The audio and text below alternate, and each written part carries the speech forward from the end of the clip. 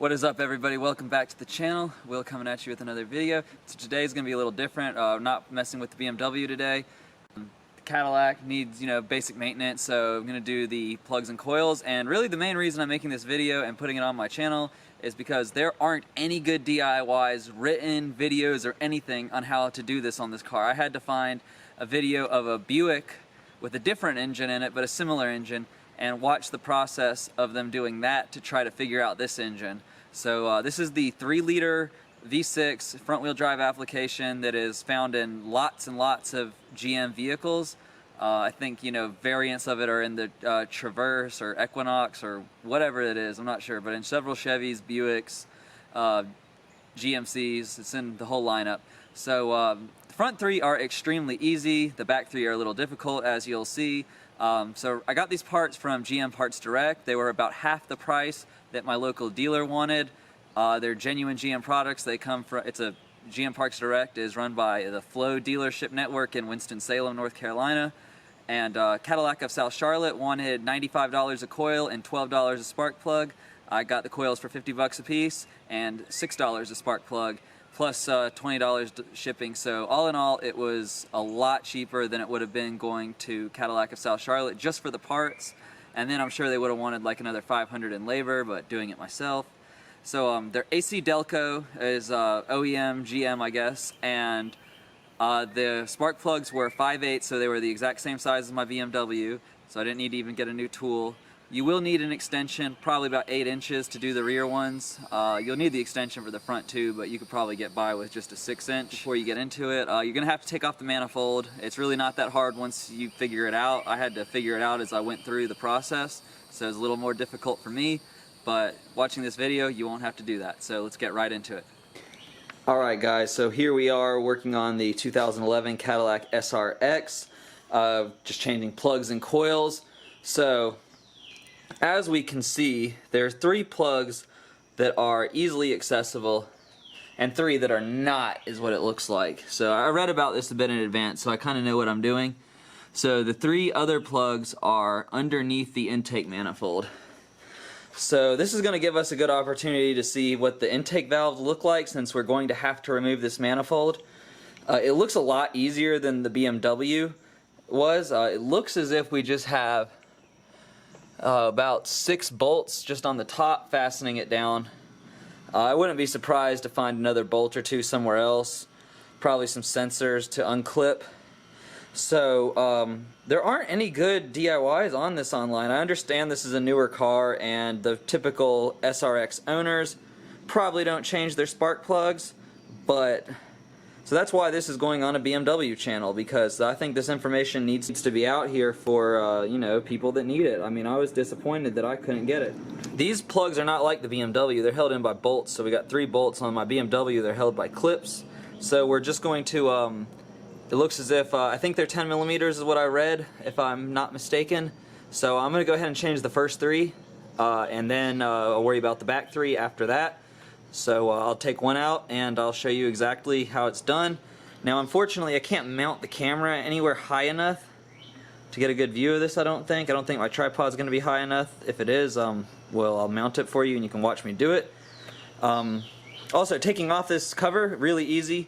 There was one 10 millimeter bolt in the middle, and you had to take the lid off of the oil thing to pop it off, and then you can put the lid right back on so nothing can get into your oil. Other than that, it's extremely easy. I'll show you the 10 millimeter bolt went right there, and it's sitting right there next to the sockets, and oil lid right there. Just take it off, pop it up, and then put the lid back on. It's really easy. Alright, at this point removing the coils was very easy. Just the bolt, 10 millimeter bolt came out. It wasn't very tightly down. I think it's supposed to be 7.5 foot-pounds, so not much torque at all on them. As you can see, the plugs are still down in there. I did find out that my 5/8 fits them, so they're either 5/8 or I think 16 millimeters is the metric equivalent, or pretty close to it, the metric equivalent. So I'll get them out. The old coils sitting right here. They looked alright on the inside. I'll try and get you a good look at them. Oh, they're still hot. It's not really showing, but they look a little golden. They don't look much worse than the new ones. Like, the new ones look a little better. So, but you can see like they're dingy on the outside. Anyway, so I'm gonna get those plugs out of there. I really wish I had a magnetic spark plug, but I do have a magnet that I can stick down in there to pull them out after it's loose, so it's just as good. Okay, so this is the spark plug from cylinder 1, or I guess it's cylinder 1. I mean, I'm calling it cylinder 1, left to right. So no plug in there, and I know I need to cover that up, but I'm just going to go ahead and stick the new plug in right now. Still got plugs in there. So it's not horrible, but I mean, it stand to be replaced, so exactly what we're doing right now. So new plug is going in. Alright guys, so the front 3 have been changed. I fired the car up just to make sure everything was good. They're all plugged in, you know, all that good stuff. Anyway, so I'm trying to get this manifold off. So I found there's 3 bolts here on the top on the front, and then there's 2 there, and then a third one off to the side there, kind of behind what I think is the PCV valve, or a crankcase ventilation hose, I guess, really. I loosened that took that focus right there, that bolt there that holds that brake line down. I can't see the back side of the engine very well, so I'm gonna try to use the camera to get a good view on it.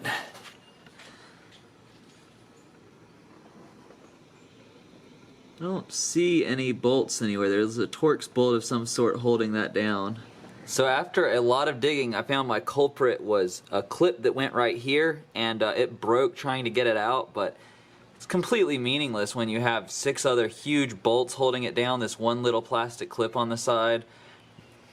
So yeah, I don't think that one little clip that holds some electrical wiring near the manifold is really that important when there's 6 other bolts holding it, and it's still got a zip tie that I didn't put there, but I'll put another zip tie on it to replace the clip, I suppose. Be easier if it ever has to come off again to just cut a zip tie than deal with that clip.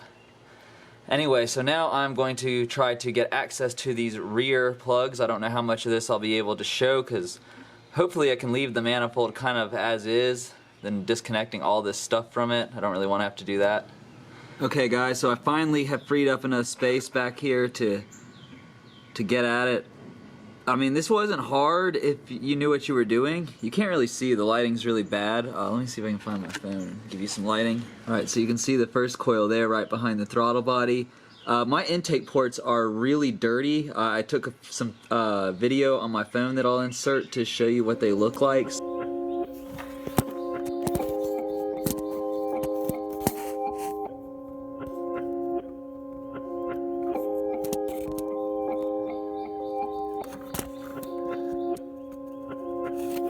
I haven't ever had to have intake ports cleaned. This is the first car I've owned that had direct injection, and guys, let me know what it's running you. Anyway, I'm going to go ahead and repeat the process. Alright guys, so now I have started to put the bolts back in. I've got 1, 2, 3, and 4 bolts back on the manifold. I started clipping back some things. These things here, like, they just clip on, so like, oh no, that one doesn't. This right here, you see, it just goes on this little clip, and it just like that, and it's back on.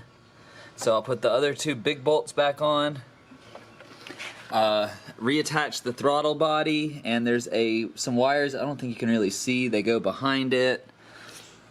It's a lot easier putting it back on now because I know what I did the first time and what worked and what didn't. Then I'll put the air intake back on after I get the throttle body on.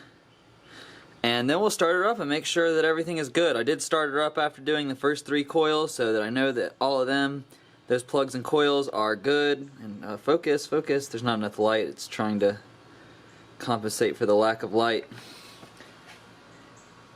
Anyway, so yeah, I'll do that. I'll come back to you once everything's reassembled. Alright, so all of the bolts that hold the manifold down, the throttle body is in. I just wanted to say that when I do my bolts like in this kind of situation, I always like cross tighten, I guess. So like I started with this bolt here, so then I went to that bolt there, because they're like an offset pattern, so they're not even, and then back and forward across.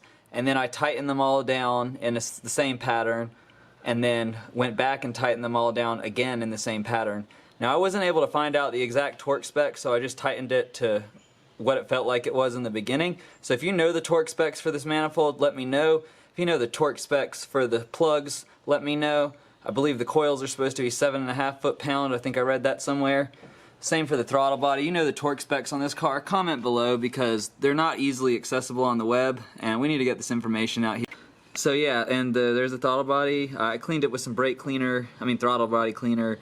It's still a little dirty, so I'm gonna have to do it again, but I need to get the car drivable. So all I gotta do now is reattach some of these vacuum lines, like that one there, put the intake piece back in and connect it back to the valve over there, and it should be good to go. So we'll be right back when I start up. Alright guys, so everything is reassembled. The only thing left to do is put that engine cover back on, which... Anyway, let's start it up. I already started it. I forgot to film it, so I know it's going to be fine, but I'm going to go ahead and do it for you guys.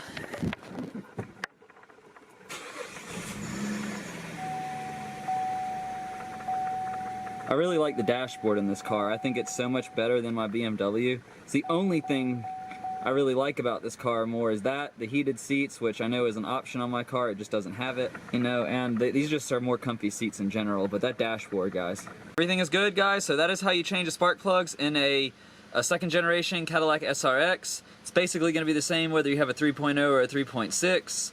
There might be it might be a tad different, but it's essentially the same job. Alright guys, well that's it. Thank you so much for watching. This is just how to change plugs on a 3-liter V6 GM, and also the 3.6 liter. They're virtually identical engines, just this is basically a scaled down version of the 3.6. So it's the same process. I don't know if the plugs are the same size or the coils, so you'll have to figure that one out on your own, but the process is the same. So anyway guys, thank you for watching, and I'll see you in the next one.